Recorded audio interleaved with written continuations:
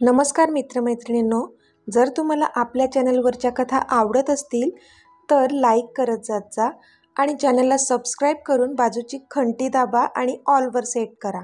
म्हणजे जेव्हा जेव्हा मी नवीन व्हिडिओ किंवा कोणतीही नवीन पोस्ट अपलोड करेन तेव्हा ती सगळ्यात आधी तुमच्यापर्यंत पोहोचेल. धन्यवाद. तर वळूया आपल्या कथेच्या पुढच्या भागाकडे.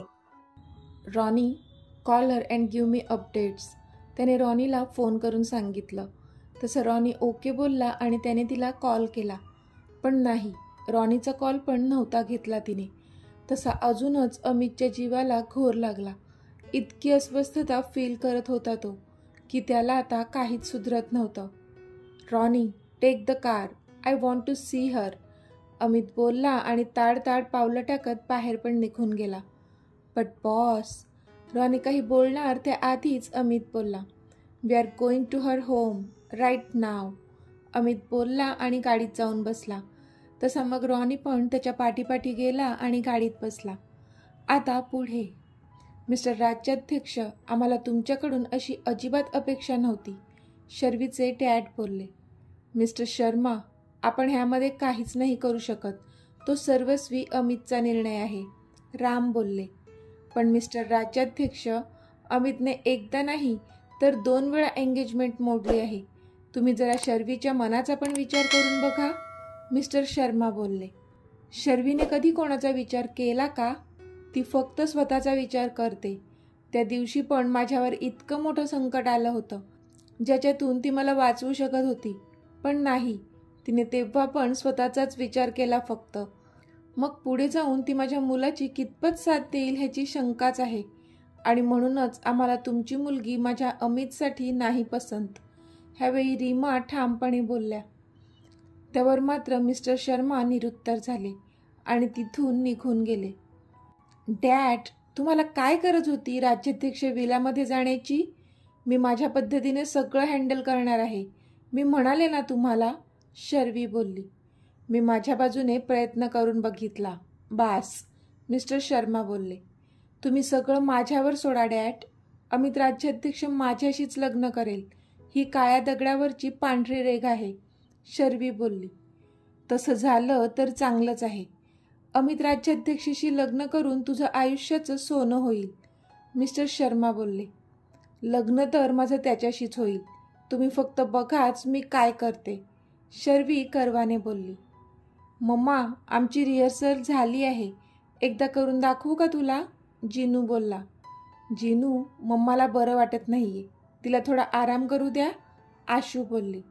इट्स ओके आशू, मी बरी आहे. जिनू, मीता, तुम्ही करून दाखवा डान्स, जानू बोलली. तसे दोघेही खुश झाले.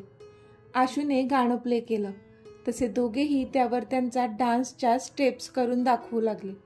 त्यांना डान्स करताना पाहून तर जानू हरवूनच गेली. खूप छान डान्स करत होते दोघेही. तिला लगेचच तिचा मीत आठवला, ज्याने तिच्या आग्रहाखातीर मधूच्या लग्नात डान्स परफॉर्म केला होता. लगेच तिच्या चेहऱ्यावर एक स्माईल आली. त्याची छबी तिला जिनूमध्ये दिसत होती. पण लगेच तिला 2 दिवसांपूर्वी तो जसा तिच्याशी वागला ते आठवलं आणि तिचे डोळे भरून आले. पण आलेले अश्रू तिने वरचेवर झेलले आणि त्या दोघांसाठी टाळ्या वाजवल्या. आशूने पण त्यांना चीअर केलं. तसे दोघे पण खूप खुश झाले. जानू, परवा त्यांचा परफॉर्मन्स आहे, आपण जायचं ना बघायला, आशूने विचारलं. हो जायचंय आशू, आपण त्यांना प्रॉमिस केलंय तसं, जानू बोलली. हो, आणि परफॉर्मन्स संध्याकाळी ठेवलंय, त्यामुळे तू ऑफिसमध्ये सुद्धा जाऊन येऊ शकतेस, आशू बोलली. पण जानूला मात्र ऑफिसचं नाव ऐकूनच कसं तरीच झालं. तिला आता त्या ऑफिसमध्ये पाय ठेवण्याची पण इच्छा होत नव्हती. आशू, तुला माहिती आहे ना, आपण जिनू आणि प्रिन्सेसला राज्याध्यक्ष ग्रुपच्या स्कूलची ट्रस्ट आहे त्या स्कूलमध्ये नाही टाकलंय, जेणेकरून त्यांची आयडेंटिटी कोणालाच कळणार नाही, जानू बोलली. हो, पण आता मध्येच काय त्याचं, आशूने विचारलं. काही नाही, असंच, जानू तिच्याकडून नजर चोरत बोलली. जानू, काही झालंय का, आशूने विचारलं. नाही, काही नाही, मी आहे माझ्या रूममध्ये, जानू बोलली आणि तिच्या रूममध्ये निघून गेली. आशूला थोडं वेगळंच वाटलं, पण कदाचित तिची तब्येत बरी नाही आहे म्हणून तिचा मूड नसेल असा विचार केला तिने आणि मग ती पण आत निघून गेली. बॉस, आपण पोचलोय, रॉनी बोलला तसा अमित भानावर आला.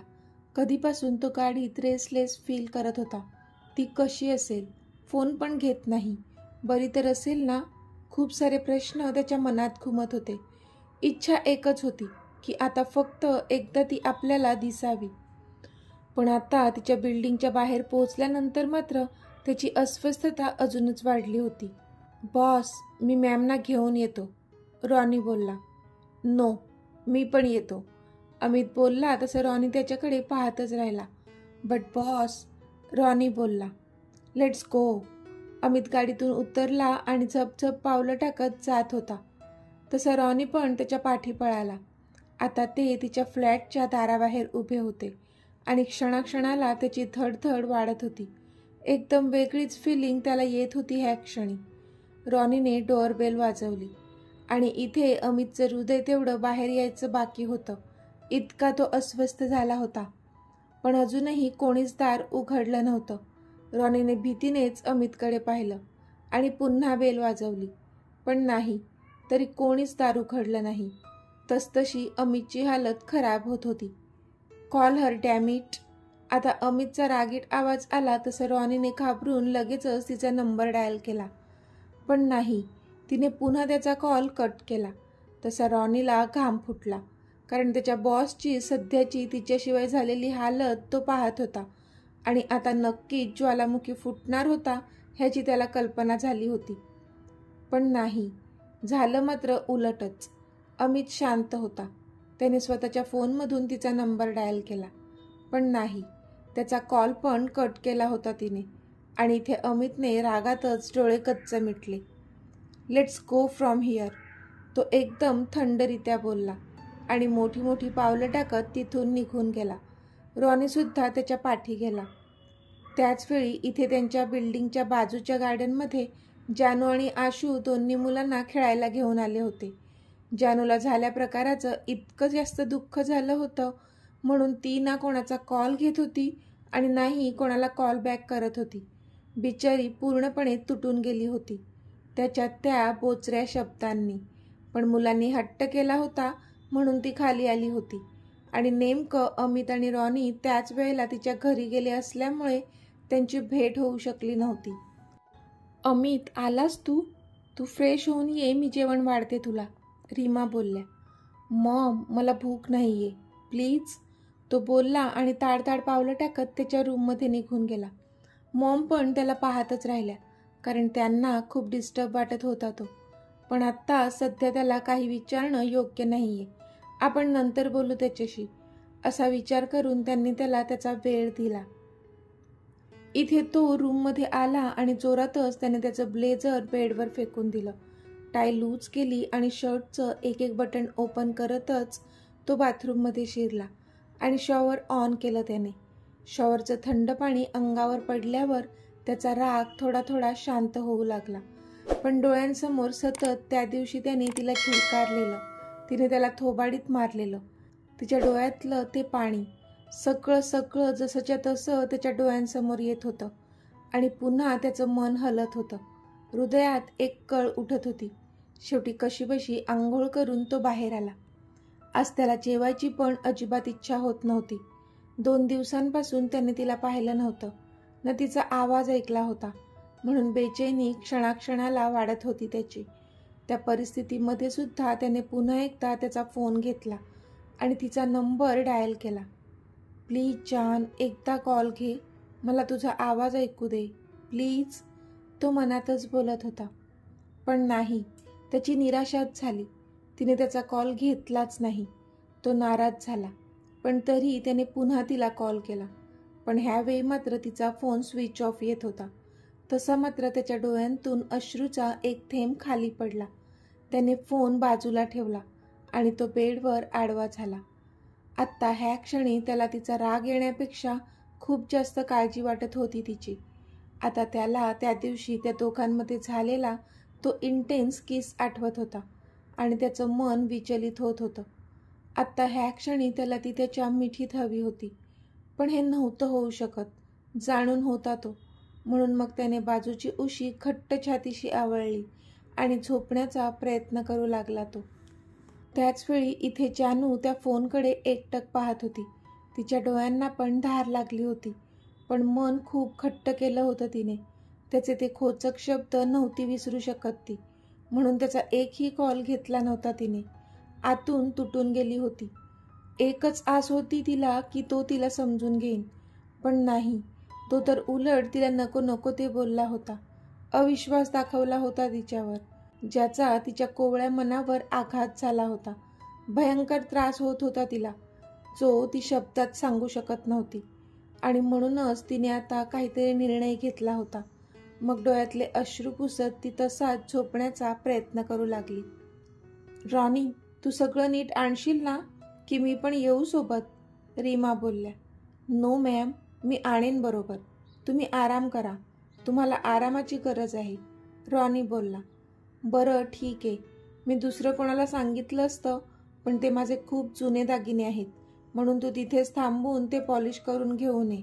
माझ्या आजी सासूबाईंचे दागिने आहेत ते, म्हणून खूप मौल्यवान आहेत ते माझ्यासाठी, रीमा बोलल्या. तुम्ही काळजी नका करू मॅम, मी सगळे दागिने अगदी जपून घेऊन जाईन आणि सगळे व्यवस्थित घेऊन येईन, रॉनी बोलला. ओके, थँक्यू रॉनी, रीमा हसून बोलल्या.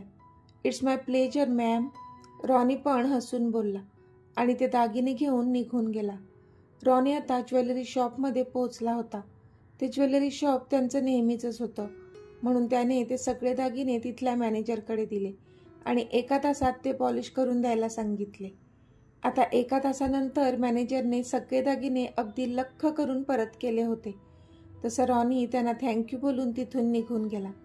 पण तो गाडीत बसणार तेव्हाच त्याला समोरच्या भाजी मार्केटमध्ये आशू दिसली आणि त्याची कळी खुलली. त्याने ते दागिने गाडीत ठेवले आणि गाडी लॉक करून तो तिच्याजवळ आला. हाय, तो बोलला.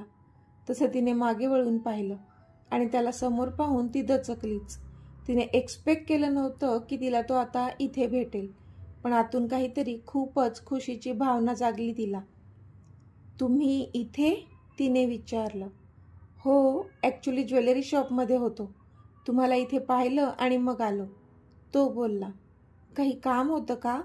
तिने उगाच भाव खात विचारलं. नाही, काम असं काही नाही.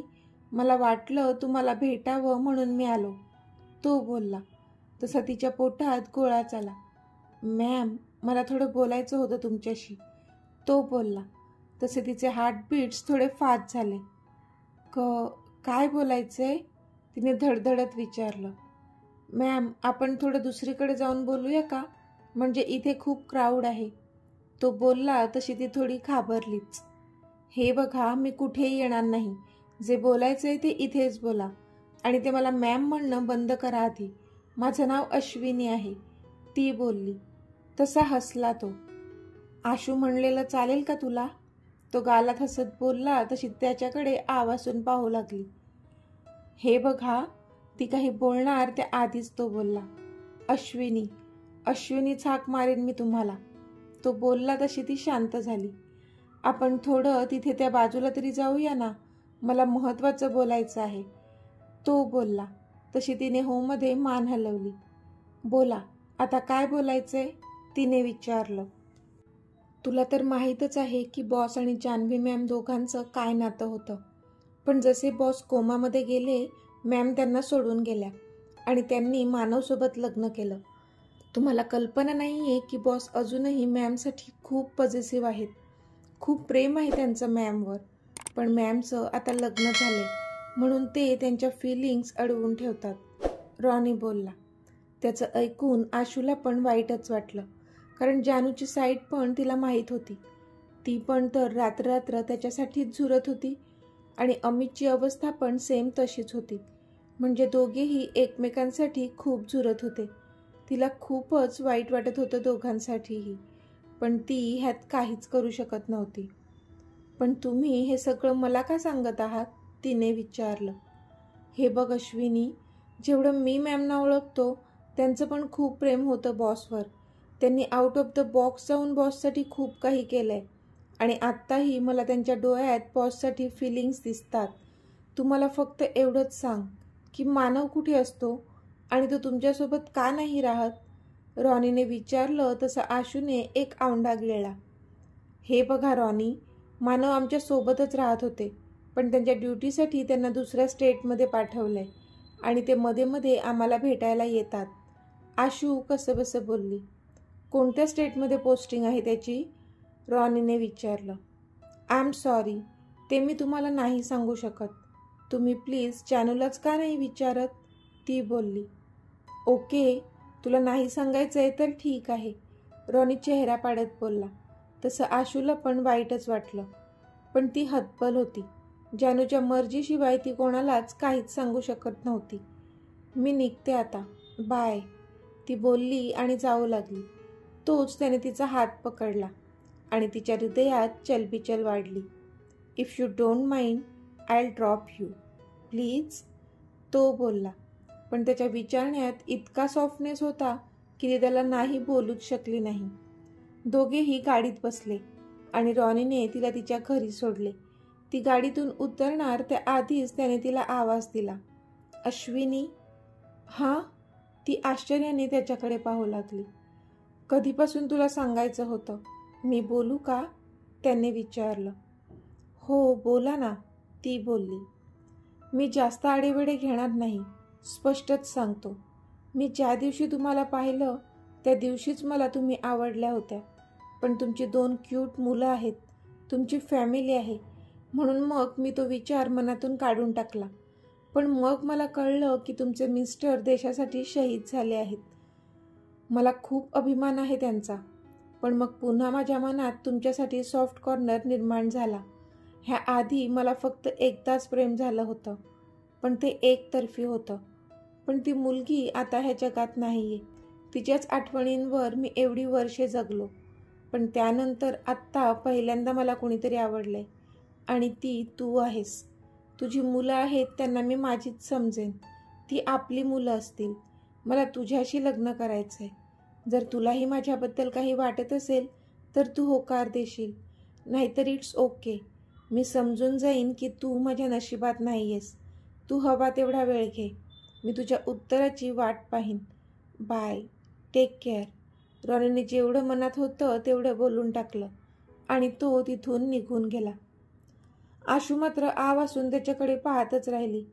तिला कळत नव्हतं की ह्यावर काय रिॲक्ट व्हावं, पण मनातून मात्र ती खूप खुश झाली होती, कारण कुठे ना कुठे तिला पण तो आवडू लागला होता. इथे अमित ऑफिसमध्ये येऊन त्याच्या केबिनमध्ये बसला होता. आज तरी ती ऑफिसमध्ये येऊ दे अशी देवाला आराधना करत होता. तो कधीपासून एकटाच येरझाऱ्या मारत होता, पण ती काही दिसत नव्हतीच. एक एक करून सगळे एम्प्लॉई यायला सुरुवात झाली होती, पण जिला त्याची नजर शोधत होती ती काही अजून आलीच नव्हती. आज तब्बल 3 दिवस झाले होते तिला न पाहता, तिच्याशी न बोलता. म्हणून कधी एकदा तिला भेटतो असं झालेलं त्याला, आणि त्याची अस्वस्थता कमालीची वाढली होती तिच्या प्रतीक्षेत. इतका तो डेस्परेट झाला होता तिला पाहण्यासाठी, पण अजूनही ती दिसत नव्हतीच. तसा त्याचा चेहरा मलूल झाला, त्याला काहीच सुधरत नव्हतं. पण क्षणात त्याच्या चेहऱ्यावर एक खूप मोठी स्माईल आली. आजूबाजूला जसं काही सुमधुर संगीत वाजू लागलं. अचानक हवेचा रोग बदलला असं वाटलं त्याला, कारण समोरून त्याला ती येताना दिसली, त्याची क्वीन. तर मित्रमैत्रिणींनो, आजचा भाग तुम्हाला कसा वाटला ते मला कमेंटमध्ये सांगा. आणि जर आवडला असेल तर व्हिडिओला लाईक करा, शेअर करा आणि चॅनलला सबस्क्राईब करून बाजूची घंटी नक्की दाबा. चला तर भेटूया आपल्या पुढच्या भागात. तोपर्यंत धन्यवाद.